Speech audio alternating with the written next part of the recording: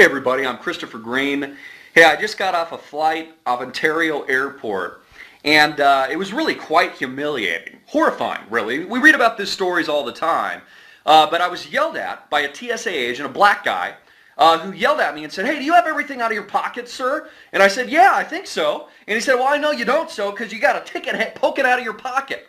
And so, yelled at me, then forced me against my will. Again, there isn't an option in America anymore. There's not an option to say, hey, I opt out of a naked body scanner. They naked body scanned my ass so that they could take a picture of my dick and log it into a federal database. And yet it's amazing, it's horrifying that the American sheeple actually think it's okay. They actually agree with their rapists now. They were willing to objectify their dick on camera, and if it's not their dick, their vaginas, because we're reading about this all the time now. Women are being sent through these body scanners, once, twice, 3 times, so the TSA agents can just goggle at them and go, "Oh, nice tits, nice vagina, let's send her through again." These people with barely a high school education.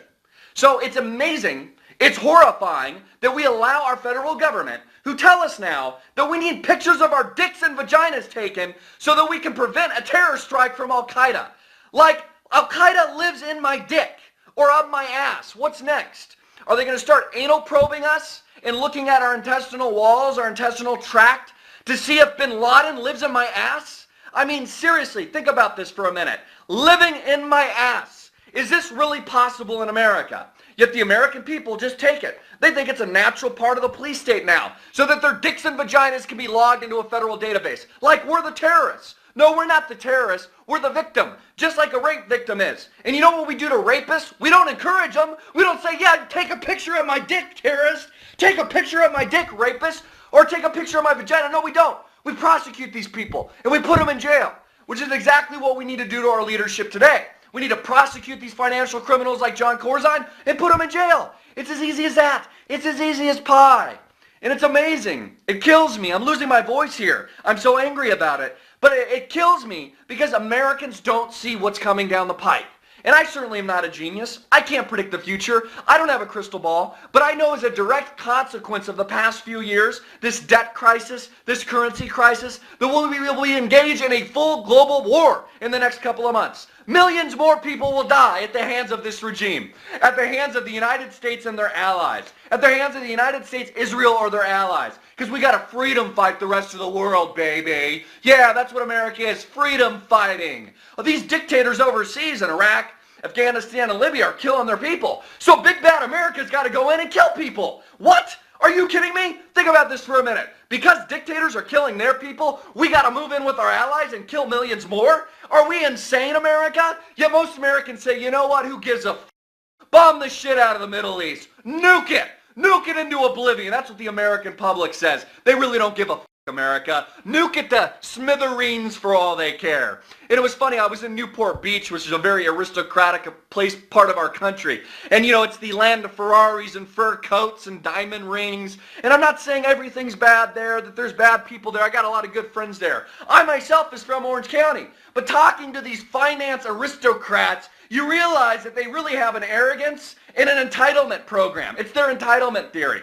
In fact, we were talking about the bailouts and everything that's gone on the past couple of years with the Federal Reserve, how it's a criminal terrorist organization, that we need to prosecute these individuals.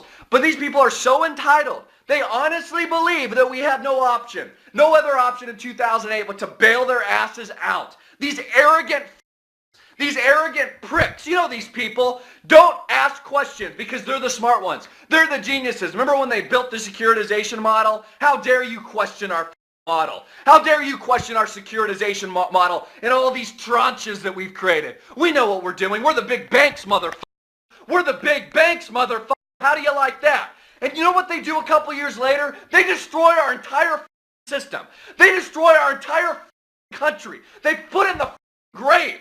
And millions of people suffer as a result. Millions of people hit the streets and in foreclosure. And now they're still arrogant enough to tell us that we had to bail them out. They go from don't ask questions to bail us out, America, so that they can continue to live their Ferrari lifestyle, so that they can live their entitlement program. People talk about all the time, the mainstream media talks about all the time, that it's the poor people that need their entitlements. It's the poor people that need, these programs so that they can survive. Bullshit! I call bullshit. Those programs are meant only to keep the people complacent, only to keep the sheeple complacent. The real entitlement programs are for these cocks on Wall Street, these John Corzine types that continue to rape and pillage the American people. And to top it off, they're taking pictures of our dicks and vaginas and logging them into federal databases. You know what, America? Fuck you. Fuck you, United States of America. Fuck you and your fucking tyranny. I'm tired of it. America's tired of it. We're taking this fucking country back.